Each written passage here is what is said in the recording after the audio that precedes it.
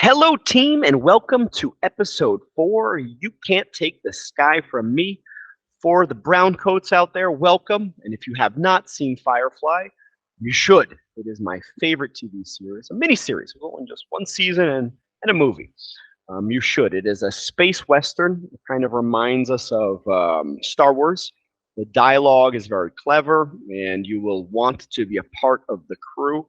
I introduced it to Patricia recently, and at the beginning she was reluctant, but in the end she was like, "Yeah, I get it." It is my favorite series of all time. So if you haven't seen it, go watch. That's your homework this week. But this week I will be introducing a cheap way of practice. Like I always say, why complicate things if we can find easy ways, cheap ways to be practicing our English? And this is through ratings. Unless you're standing around looking at the wall, you're doing something. And whether it's going to a restaurant, buying something online, watching a movie, you can practice your English in 60 seconds by reviewing it. And we will see how you can do this to optimize your English practice. And I'll give you an example right here. This was an egg timer that I bought. It was cheap, 15 reais. I eat 5 boiled eggs a day, so it's useful.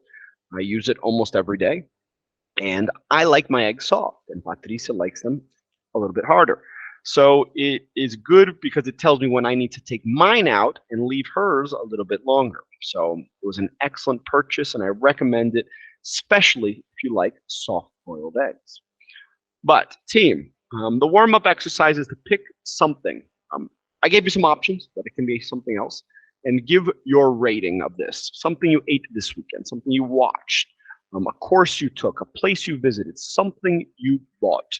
Whatever whatever comes to mind, whatever you think will be a fun thing to rate, go for that. Cheap practice. So, since all of these activities are intended to improve your English, this is how I would do it. A, description. This is where you test your vocabulary. My recommendation, go until you say, how do I say that in English? Until you cannot describe something properly. Once you've done that, it's like at the gym. There's training to failure. So describe something until you have reached your limit, until you don't know how to describe something in English. That'll be your vocabulary. Number 2, make it personal. Our memory is directly tied to our emotions, our experiences. So did you like it? Did you hate it? Why not? Give your personal opinion about it. It's this is the place. You're practicing your English. You can say whatever you want, whatever you think is appropriate. And last up, I think this is a great exercise since we are practicing a rating. Who would you recommend it to? For example, Firefly. I would recommend it to people who like space fiction. Also, people who like kind of westerns. It does have that kind of cowboy feel, and I think Star Wars fans will enjoy it. It feels like a Star Wars series, just without the aliens and the Jedis. So that would be who I would recommend it to. With this egg timer, I would recommend it to people who like soft-boiled eggs. If you like hard-boiled eggs, whatever, just forget it there, and it'll be at the perfect density for you. So I would recommend this egg timer for people who enjoy soft-boiled eggs. So part 3. Who would you recommend it to? You could adapt it to the way that you find best. This is just my recommendation for you to practice your English quickly. So I gave you some examples. Remember, scale this to your level.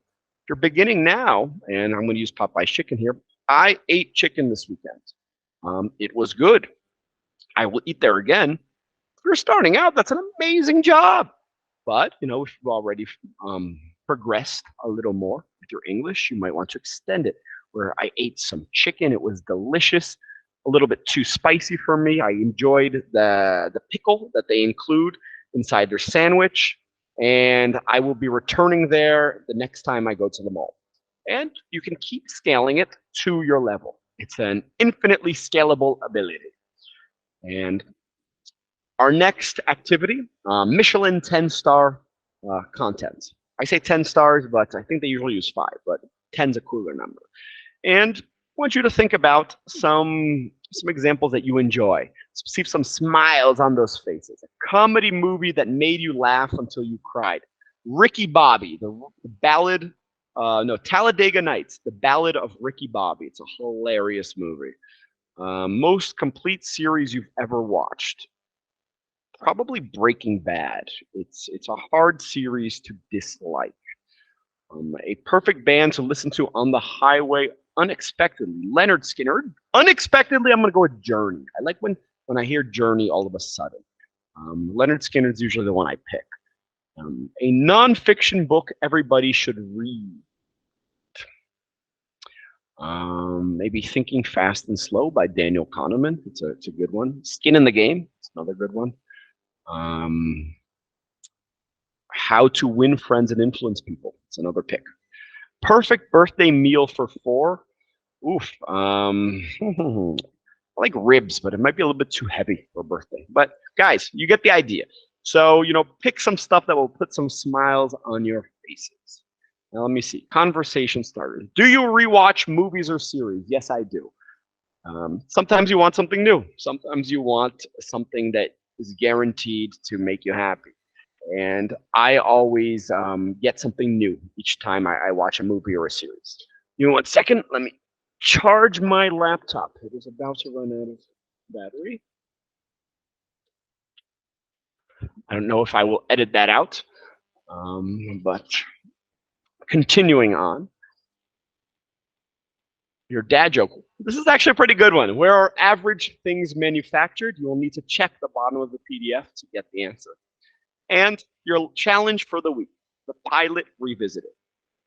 I want you to pick a TV series that you've seen, one that you know, and you are going to watch the first episode completely in English without subtitles. You'll be rewatching it since it's one you've seen. And I want you to give your rating for this episode, for this series. Who you think would enjoy it, why. You can use the formula we saw above, or you can use one of your own. All right, team. Thank you.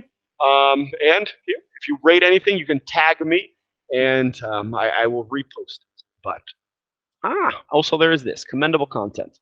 I saw this week. I was really impressed. I'm a little bit politically agnostic. I don't believe in any politician, but I do enjoy when they are on these long form podcasts. It's harder for them to memorize a speech, and I was really impressed. He does not try to make you like him. He spent the first 15 minutes of the podcast explaining why the host was wrong, which I found entertaining, but insightful guy, clearly intelligent, and I learned a lot. So this is my recommendation. Now, team, thank you. That is it. I'm not going to share the dad joke. You will have to check the PDF for the answer, but I will see you in class.